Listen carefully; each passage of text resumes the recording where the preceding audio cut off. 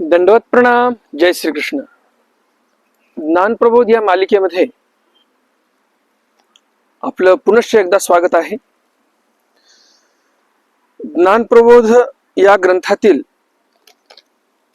आजच्या सत्रामध्ये आपण ओवी क्रमांक 519 पासून सुरुवात करणार आहोत. 518 पर्यंत आपलं ग्रंथ वाचन झालेलं आहे. तरी आता आपण पुढील ग्रंथ वाचनास प्रारंभ करू.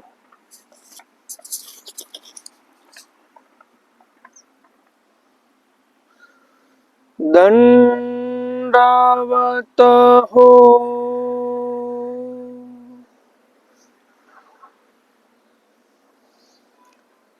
तै तो शब्द वेधिया होये, मग नादाचेनी अणु जाये, वरी धातु ते वेधुतू जाये शब्द मात्रे.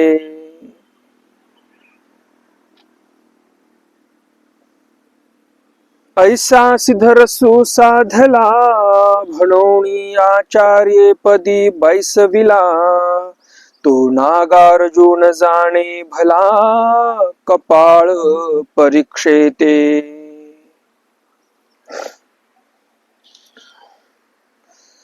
ऐसा सिद्धरसु साधला, म्हणून आचार्यपदी बैसविला, तो नागार्जुन जाणे भला, कपाळ परीक्षेते.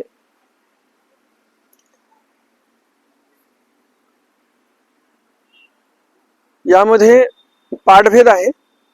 ऐसा सिद्धरसु साधला, साधला साधला शब्दाऐवजी लाधला असा एक पाठभेद आहे. तर अर्थ एकच होतो. लाधला म्हणजे प्राप्त झाला, साधला म्हणजे पण प्राप्त झाला. साधला म्हणजे प्राप्त झाला, लाधला म्हणजे आपण असंही म्हणू शकतो की भगवंताने सिद्धरस त्यांच्यावर लादलेला आहे, म्हणजेच त्यांना तो सिद्धरस प्राप्त झाला. फरक एवढाच आहे. साधला म्हणजे प्राप्त झाला, लादला म्हणजे देवाने, स्वामींनी, परमेश्वर अवतारांनी तिथे तो सिद्धरस जो आहे तो आचार्यांवर लादलेला आहे. जसं आपण गाडी लोडिंग करतो, गाडीमध्ये माल भरतो, त्याच्यामध्ये आपण काय म्हणतो, सामान लादलं, बरोबर की नाही. तर तोच अर्थ इथे अभिप्रेत आहे. ऐसा सिद्धरसू लाधला, आचार्यांवर सिद्धरस लाधलेला आहे स्वामींनी, म्हणून आचार्यपदी बैसविला. आणि म्हणूनच तर त्यांच्या ठिकाणी सिद्धरस आहे, म्हणून तर त्यांना आचार्यपदी बसवलेला आहे. तो नागार्जुन जाणे भला, कपाळ परीक्षेते. आणि असे ते श्री नागदेवाचार्य. तर इथे जो सिद्धरस प्राप्त झालेले श्री नागार्जुन आहेत, म्हणजेच नागदेवाचार्य, त्यांना आचार्यपदी स्वामींनी बसवलं. तो नागार्जुन जाणे भला, कपाळ परीक्षेते. असे ते नागदेवाचार्य. त्यांना काय माहिती आहे,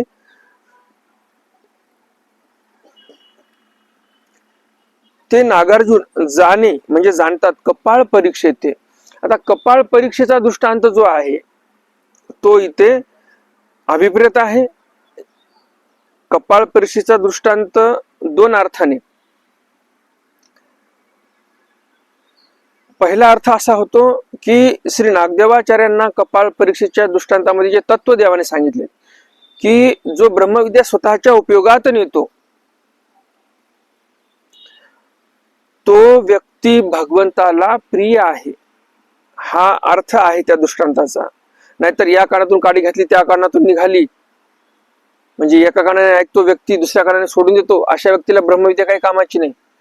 एका प्रेताच्या, तर त्या प्रेताची जे ते मुंडका आहे, कवटी आहे, त्या कवटीमध्ये एका व्यक्तीने काडी घातली जो धातुरवादी आहे, आणि त्याच्या मुखातून काडी निघते, तर तोही तो व्यक्ती सोडून देतो. म्हणजे शास्त्र ऐकतात आणि सांगत बसतात.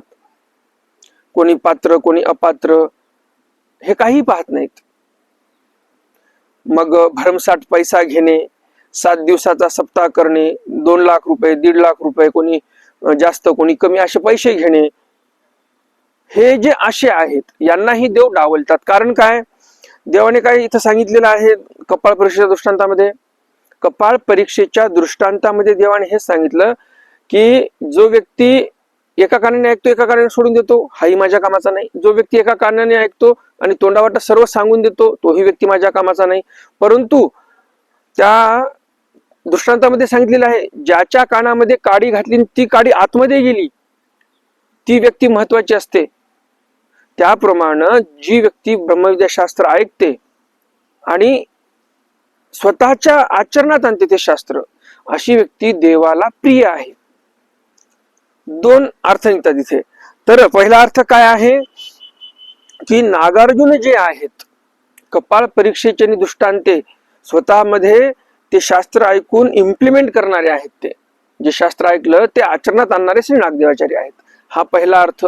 दुसरा अर्थ असा होतो की नागदेवाचार्य असे आहेत की अशा व्यक्तीलाच शास्त्र सांगतात, कपाळ परीक्षेचे दृष्टांते, की जी व्यक्ती स्वतःच्या आचरणामध्ये ते ज्ञान आणेल. असे दोन अर्थ इथे होतात. तेने जीव पर्वती लावणी निरूपणाची भाती, वेधिले जडवै जाती ज्ञान औषधी बळे. तेने जीव पर्वती, अशा त्या जीवरूपी पर्वतावर लावणी निरूपणाची बाती, म्हणजे निरूपण रूपी वात त्यावर लावलेली आहे, ज्योत प्रदीप्त केलेली आहे. वेधिले जडवै जाती ज्ञान औषधी बळे. आणि जे जीवाच्या ठिकाणी असलेले जे दोष आहेत ते वेधून घेतलेले आहेत आणि ज्ञानाच्या औषधीच्या बळाने ते दोष नष्ट केलेले आहेत. हा झाला एक अर्थ. दुसरा अर्थ याचा, लावणी निरूपणाची भाती. भाती म्हणजे ज्याप्रमाणे जे लोहार लोक असतात त्यांच्याकडे भाता असतो. पूर्वीच्या काळामध्ये भाता असायचा. जर आताच्या काळातील लोकांना भाता पाहिला नसेल, त्यांना माहिती नसेल, तर युट्यूबवर एक गाणं सर्च करा, ऐरणीच्या देवा तुला ठिणगी ठिणगी वाहू दे, हे गाणं सर्च करा. त्यामध्ये तो जो लोहार आहे त्या लोहाराचं चित्रीकरण केलेलं आहे आणि ती जी नटी आहे ती ते भाता चालवत आहे. एकदा अवश्य युट्यूबवर पहा, म्हणजे नेमका भाता म्हणतात कशाला हे तुमच्या लक्षात येईल. एवढं सविस्तर सांगण्याची गरज नाही, परंतु हल्ली झालं असं की आताच्या पिढीला हे काही माहीतच नाही. बरं, आताचे जे जुन्या काळातील लोक आहेत जे येणाऱ्या पिढीला काही मार्गदर्शन करू शकतात, ते पण मराठीचा अभिमान बाळगत नाहीत आणि घरी आंग्ल भाषेचे शब्द वापरतात. म्हणजे त्यांना असं वाटतं आम्ही फारच मॉडर्न झालो, फारच प्रगत झालो. आंग्ल भाषा ही प्रगत होण्याचे लक्षण नाही. युनायटेड नेशन, जे संयुक्त राष्ट्र म्हणून एक मोठी संघटना आहे, तर त्या संयुक्त राष्ट्रामध्ये फ्रेंच भाषेमध्ये कारभार चालतो. म्हणजे आंग्ल भाषेमध्ये फार दोष आहेत म्हणून त्यांनी ती डावलली आणि फ्रेंच भाषेमध्ये ते कारभार जास्तीत जास्त तसा करतात. इंग्रजी बोलतच नाहीत असं नाही, इंग्रजीही बोलतात ते, परंतु कारभार मात्र बहुतांश हा फ्रेंच भाषेत चालतो. म्हणजे आंग्ल भाषा काय फार महान आहे असं नाही.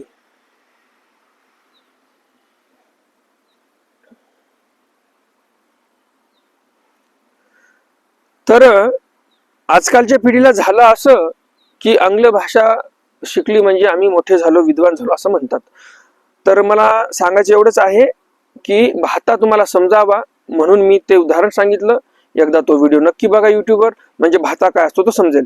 मग आता कवींना काय सांगायचं आहे नेमकं, जीवरूपी पर्वती लावणी निरूपणाची भाती. निरूपणाचा भाता लावलेला आहे आणि तिथे निरूपण चालू आहे आणि त्या निरूपणाने वेधिले जडवे जाती. जड जे दोष जीवाच्या ठिकाणी आहेत ते सर्व दोष जे वैजात्य आहेत ते सगळे ज्ञान औषधीच्या बळाने नष्ट केलेले आहेत आचार्यांनी. आचार्यांनी ब्रह्मविद्येचा असा सदुपयोग घेतलेला आहे. श्री नागदेवाचार्यांनी कुठेही 7 दिवसाचं प्रवचन केलं आणि 1.5 लाख रुपये फी घेऊन गेले, 2 लाख रुपये फी घेऊन गेले, असं कुठेही केलं नाही. आणि म्हणून नागदेवाचार्यांना वेदवंती नागदेव म्हणायचे. त्यांनी कधीही व्यापार केला नाही तत्वज्ञानाचा, ना भगवंताच्या कथेचा, कधीच व्यापार केला नाही त्यांनी. पण आताचे करतात व्यापार आणि मोठं स्टेज, मोठे आसन, मोठी मिरवणूक असं भेटलं म्हणजे त्यांना वाटते आम्ही आता खरंच मोठे झालो. एरवी त्यांना ते असं वाटते की आम्ही लहान आहोत, म्हणून त्यांना तो देखावा करावासा लागतो, करावासा वाटतो त्यांना. इथे श्री नागार्जुनांचं म्हणजे श्री नागदेवाचार्यांच्या महिमेचं वर्णन इथे संपलेलं आहे. आता आपण पाहणार आहोत मोक्षाची साधना जी आहे, मोक्षाचं जे साधन आहे, त्या साधनाची साधना कशी करावी, त्याचं वर्णन काय आहे, त्याची महिमा काय आहे, ते स्तुती इथे पंडित विश्वनाथ बास बाळापूरकर करत आहेत.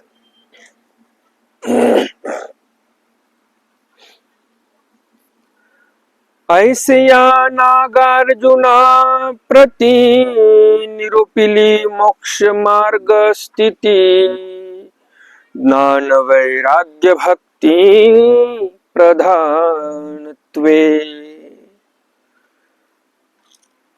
अशा नागार्जुनाप्रती म्हणजे श्री नागदेवाचार्यांकडे, म्हणजे श्री नागदेवाचार्यांना भगवंतांनी म्हणजे आमच्या सर्वज्ञ श्री चक्रधर स्वामींनी निरूपिली मोक्ष मार्गा स्थिती, मोक्ष मार्गाची स्थिती निरूपण केलेली आहे. ज्ञान वैराग्य भक्ती प्रधानत्वे. जी काही भगवंताची व्यवस्था आहे, जीवोद्धारण करण्याची जी काही कार्यपद्धती आहे, जी काही रीत आहे, जी व्यवस्था देवाने निर्माण केलेली आहे, हे सर्व व्यवस्था निरूपण केलेली आहे आमच्या स्वामींनी श्री नागदेवाचार्यांना. ज्ञान भक्ती वैराग्य प्रधानत्वे. प्रधानत्वे काय सांगितलेलं आहे? प्रधानत्वे ज्ञान सांगितलेलं आहे, वैराग्य सांगितलेलं आहे आणि भक्ती सांगितलेली आहे. तर अशा या प्रधानत्वे ज्ञान भक्ती वैराग्याच्या आचरणाने हा जीव मोक्ष मार्गावर मार्गस्थ होतो. या तिहींचा निर्धारू सांगो घेऊनी पसरू, तरी ग्रंथा अतिचारू होईल अपाडे. या ओळीमध्ये पण काही पाठभेद आहेत. पाठभेदानुसार एका पोथीमध्ये आलेला आहे, हस्तलिखित पोथीमध्ये सांगो घेऊनी पसारू म्हणजे पसारा करून जर सांगितला म्हणजे विस्तारपूर्वक सांगितला असा एक अर्थ आहे. आणि पसरूचाही अर्थ तोच होतो, परंतु शब्दामध्ये थोडा एका काण्याचा फरक आहे. या तिहीचा निर्धारू म्हणजे ज्ञान भक्ती वैराग्याचा निर्धार म्हणजे निश्चयेसी जैसे तैसे वर्णन, जैसे तैसे निरूपण. सांगो घेऊनी विस्तारू म्हणजे पसारू म्हणजे विस्तार करून मी जर सांगायला लागलो तरी ग्रंथा ते उच्चारू होईल अपाडू. होईल अपाडू किंवा होईल अपाडे असाही पाठभेद आहे. तरी ग्रंथा अति उच्चारू होईल अपाडे. कवींना एकंदरीत काय सांगायचं आहे यामध्ये? जर ज्ञान भक्ती वैराग्याचा अतिशयशी विस्तार केला मी तर ग्रंथ तर फार मोठा होईल. आणि ग्रंथ तर मोठा होईल, परंतु काय होईल? होईल अपाडू. म्हणजे ज्ञान भक्ती वैराग्य हे जे गुण आहेत एवढे श्रेष्ठ आहेत. मी कितीही मोठा ग्रंथ जरी तयार केला, कितीही वर्णन करतो म्हटलं तरी माझा ग्रंथ त्या ज्ञान भक्ती वैराग्याचं जसं तसं वर्णन करू शकणार नाहीत. असे ते महान आहेत ज्ञान भक्ती आणि वैराग्य. आणि म्हणून माझं कितीही मोठं वर्णन असेल, मी कितीही माझी विद्वत्ता दाखवली, कितीही सुंदर ओव्या निर्माण केल्या, कितीही महाकाव्य निर्माण केलं, तरीही ते माझं काव्य जे आहे ते काव्य ज्ञान भक्ती वैराग्याचं यथावत त्याचं वर्णन करू शकणार नाही. त्यामुळे माझा ग्रंथ अपाड राहणार आहे. माझा ग्रंथ त्यांची बरोबरी करू शकणार नाही, त्यांचं व्यवस्थित वर्णन करू शकणार नाही.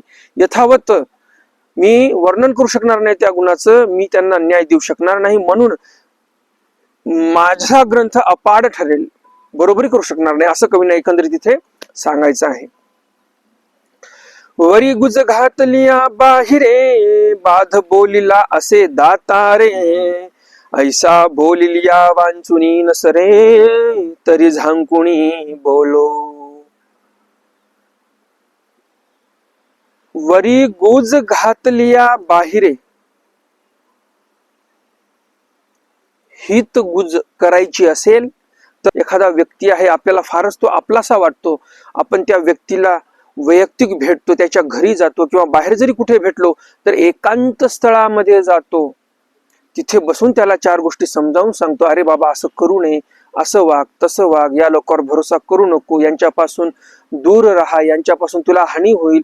हे जे काही हितगुजाच्या गोष्टी असतात त्या आपण एकांतामध्ये जसं बोलतो त्याप्रमाणे ब्रह्मविद्याशास्त्र कसं आहे, ते हितगुज आहे ब्रह्मविद्याशास्त्र म्हणजे. तर असं हे जे गुह्य सांगणं असते, हितगुज आपण कोणाला करतो, काहीतरी महत्वाचं असते, गुह्य असते, तेच बोलतो आपण. तर त्याप्रमाणे कवी म्हणतात, वरी गुज घातलिया बाहेर. हे जे महत्वाचं ब्रह्मविद्याशास्त्र या जीवासाठी ही हितगुज आहे परमेश्वराची. आणि ही हितगुज जर आपण बाहेर घातली तर भगवंताने काय सांगितलेलं आहे, बाधा बोलिला असे दातारे, मोक्षाचे दाते, ईश्वर प्राप्तीचे दाते, म्हणजेच सर्वज्ञ श्री चक्रधर स्वामी यांनी सांगितलेलं आहे की बाधा आहे. असं लोकांतामध्ये बोलणे म्हणजे हितगुजाला बाधा आहे. ऐसा बोलिलिया वांचुनी नसरे तरी झांकुनी बोलो. मग कवी म्हणतात, परंतु हे समजलं तर पाहिजे जनमानसाला, म्हणून बोललिया वांचुनी नसरे, बोलल्याशिवाय जमणारच नाही, म्हणून आम्ही आता झाकुनी बोलो. झाकून म्हणजे लपून, उजागर नाही, झाकून मी हे तुम्हाला ज्ञान सांगणार आहे. म्हणून जे काही आपण पोथी पान ऐकतो हे असं बसले, बैठकीमध्ये लोक बसलेली आहेत आणि लावलं आपलं स्पीकरवर, असं करू नये. जर सर्वच हॉलमध्ये बसलेले अर्थवंत असतील तर निवांत तुम्ही स्पीकरवर लावू शकता, पण त्यांचे ते मोबाईल बघत आहेत, कोणी गप्पा मारत आहेत, कोणाला पोथी ऐकण्याची इच्छा नाही, बळजबरीच आपण तिथे जाऊन बसलोय आणि ऐका पोथी म्हणत आहोत, असं कधी करायचं नाही. तर त्या शास्त्राचा तो अपमान होतो, असा अपमान कधी होऊ द्यायचा नाही. म्हणून कवी म्हणतात झाकुनी बोलो, म्हणजे आपल्याला जरी ऐकायचं असेल, जर कोणी अर्थवंत नसतील बाजूला, तर आपला आपण खोलीमध्ये बसून मोबाईलवर पोथी लावायची आणि आपला आपण ती पोथी निवांत ऐकायची. जर घरचे असतीलच अर्थवंत तर मग सामूहिक तुम्ही मोबाईलवर पोथी लावून, मोठा आवाज पाहिजे असेल तर ब्लूटूथ स्पीकर कनेक्ट करून तुम्ही सामूहिकही पोथी ऐकू शकता, अर्थवंत असतील घरचे तर.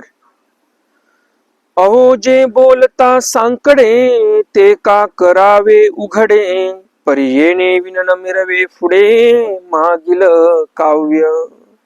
अहो जे बोलता सांकडे, हे शास्त्र असं आहे, मी सांगायला जरी बसलो तरी अवघड आहे, सांगणाऱ्यालाही अवघड, ऐकणाऱ्यालाही समजून घेण्यासाठी अवघड. ते का करावे उघडे, मग असं शास्त्र का बरं उघडं करावं आपण.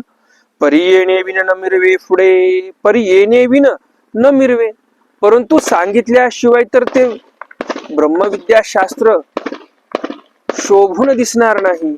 लोकांपर्यंत पोहोचलं ते शास्त्र, लोकांनी 100 लोकांपर्यंत आपण ते शास्त्र पोहोचवलं, अर्थवंत लोकांनी ते ऐकलं, तर त्यामध्ये ते शास्त्र मिरवते, शोभून दिसते.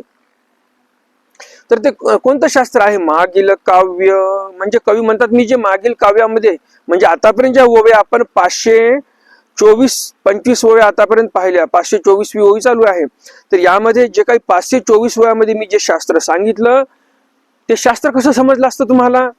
त्या शास्त्रामध्ये म्हणजे 524 ओव्यांमध्ये काय काय सांगितलं त्यांनी, तर गुरु परंपरेचं महत्व सांगितलं, कृपेचं म्हणजे भगवंताच्या ठिकाणी जो कृपागुण आहे त्या कृपागुणाचं रहस्य सांगितलं, पुन्हा परावाचेचं महत्व सांगितलं, त्याचबरोबर या ब्रह्मविद्येचं महत्व सांगितलं, मोक्षाला जे कारणभूत असे ज्ञानत्रय आहेत, ज्ञान भक्ती वैराग्य, त्याची महिमा सांगितलेली आहे, अंतर्विरलेपण म्हणजे विरमता गुण असला पाहिजे माणसाच्या ठिकाणी, तेही सांगितलं, बाह्य विकाराचा त्याग करायला सांगितला, अहिंसा जो धर्म आहे त्या अहिंसा धर्माचा आचार करण्यासाठी सांगितला, उजळलेल्या पुरुषासोबत राहायला सांगितलेला आहे, आणि दोष आपण आचरू नये हेही सांगितलं, ईश्वराचं स्मरण कसं करावं हेही सांगितलं, अंतरसन्यास कसा असतो हेही सांगितलं, स्वभावाचं दमन, इंद्रियांचं दमन करण्यासाठी सांगितलं.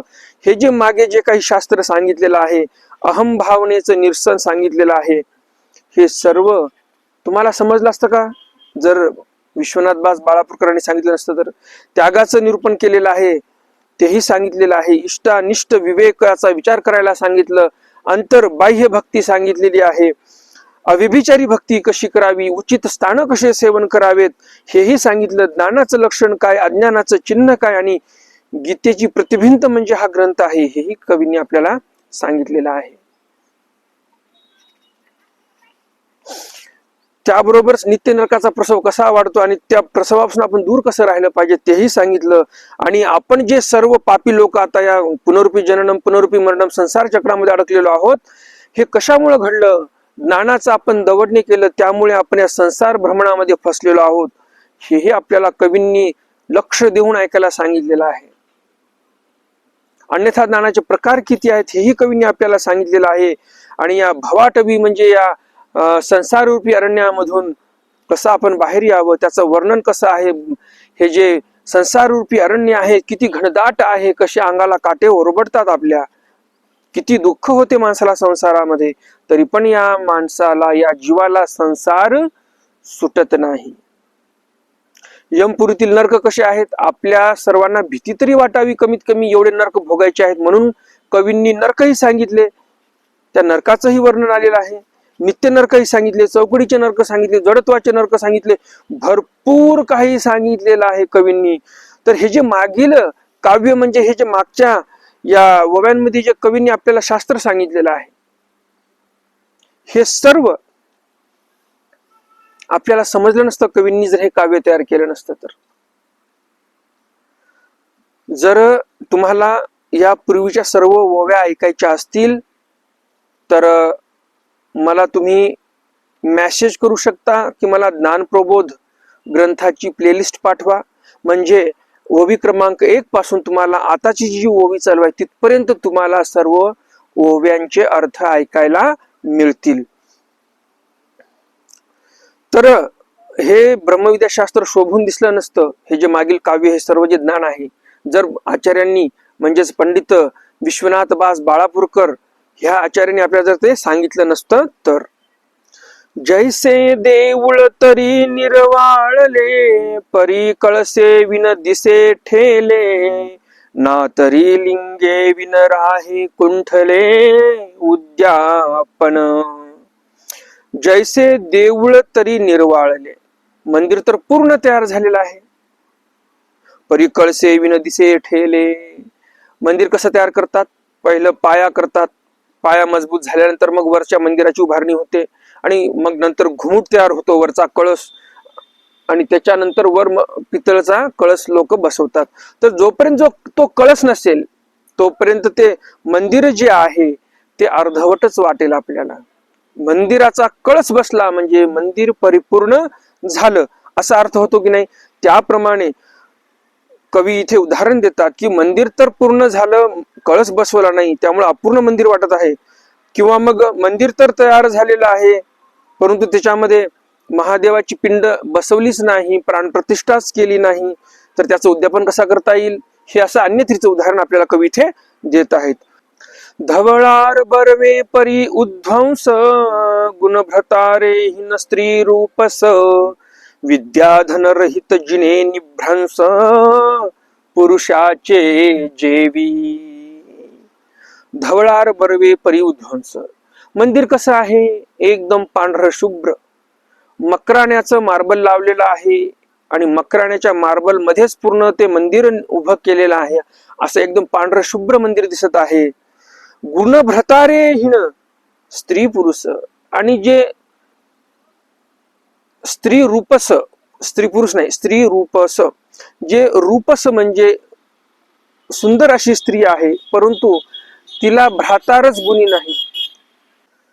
सुंदर स्त्री आहे परंतु तिला गुणी नवराच नाही भेटला तर काय फायदा.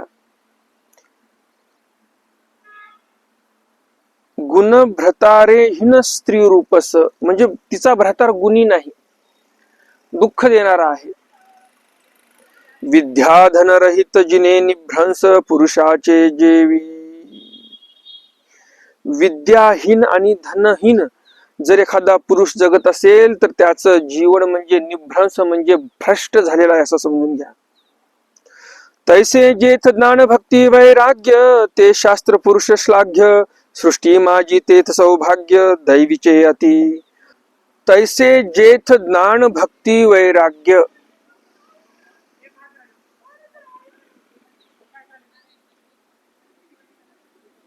तैसे म्हणजे ज्याप्रमाणे ज्ञान भक्ती वैराग्य ज्यांच्या ठिकाणी आहे.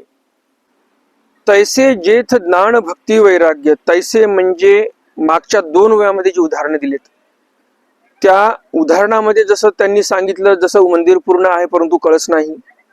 मंदिर तर तयार झालेलं आहे, उद्यापनच बाकी आहे, पण त्याच्यामध्ये प्राणप्रतिष्ठा करायला महादेवाची पिंडच ठेवली नाही.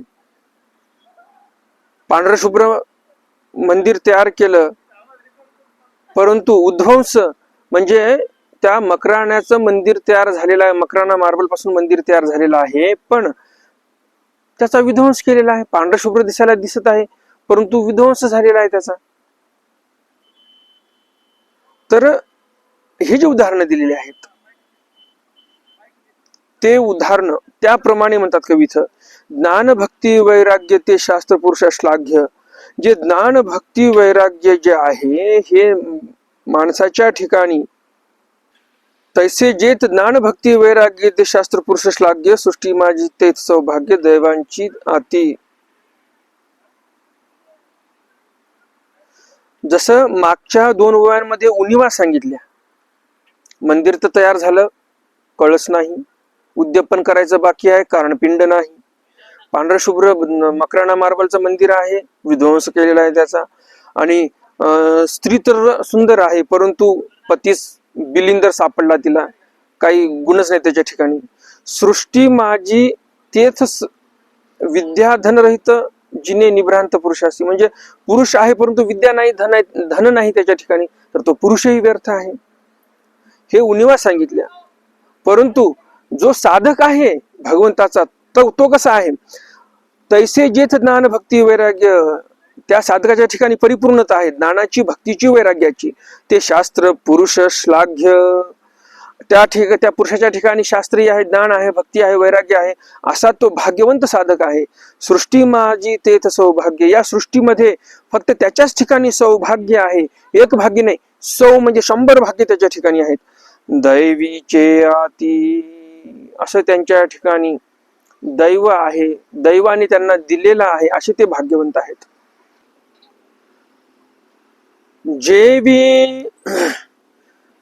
जेवी प्रणव बीजांतू जपी वेदू असे अनंतू. तेवी अति परसिद्धांतू ज्ञानत्रया माझी. आता ज्ञानत्रय म्हणजे ज्ञान भक्ती वैराग्य यांची महती सांगतात. जेवी प्रणव बीज म्हणजे जो बीज मंत्र आहे. बीज मंत्र ओंकारालाही म्हणतात, गायत्री मंत्रालाही म्हणतात. तर हा जो बीज मंत्र आहे त्याच्यामध्ये म्हणजे बीज मंत्र जर बोलला म्हणजे गायत्री मंत्र बोलला, ओंकाराचा जर उच्चारण केलं तर जपी वेदू असे अनंतू म्हणजे जणू काही अनंत अशा वेदाचं अनुष्ठान केल्याचं पुण्य लागते. तेवी म्हणजे तसंच परसिद्धांतू म्हणजे ज्ञान भक्ती वैराग्यामध्ये परसिद्धांत तिथे उतरलेला आहे, परसिद्धांत वाखाणलेला आहे. जर ज्ञान भक्ती वैराग्याचं आचरण केलं तर पूर्ण ब्रह्मविद्येचं आचरण केल्यासारखं आहे, त्यामध्येच पूर्ण ब्रह्मविद्या आलेली आहे असं कवींना इथे सांगायचं आहे.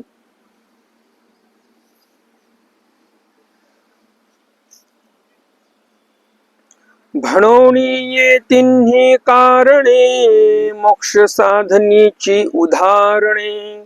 बोले नतिये सुधे अंतःकरणे ऐक तू श्रोते. म्हणोनी ये तिन्ही कारणे.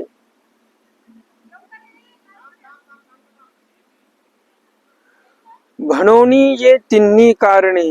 ज्ञान भक्ती वैराग्य हे 3 गुण कारण आहेत मोक्ष साधनीची उदाहरणे.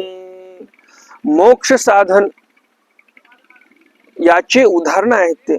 बोले नेते सुदे अंतःकरणे ऐकतो श्रोते. आता त्या ज्ञान भक्ती वैराग्याबद्दल मी बोलेन, आणि जे श्रोते आहात म्हणजे तुम्ही जे ऐकणारे वासनिक आहात, तुम्ही सर्वांनी शुद्ध अंतःकरणाने हा ग्रंथ ऐकला पाहिजे. ऐकतू श्रोते, जे श्रोते आहेत त्या श्रोत्यांनी हे सर्व ऐकलं पाहिजे शुद्ध अंतःकरणाने, असं कवी आपल्याला इथे सांगतात. तर आजचं ज्ञानसत्र आपलं इथे संपलेलं आहे. आजच्या ज्ञानसत्रामधील प्रश्न आहे, कवींनी कोणते ज्ञानत्रय बोललेले आहेत आजच्या या ज्ञानसत्रामध्ये? हा आजच्या ज्ञानसत्रातील प्रश्न आहे.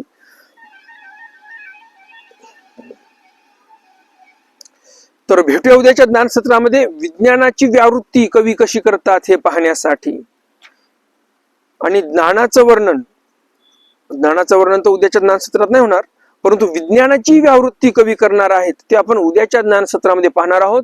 आणि पंडित विश्वनाथ बाळापूरकर विज्ञानाची व्यावृत्ती करणार आहेत, म्हणजे नक्कीच काहीतरी महत्वाचं सांगणार आहेत आपल्याला.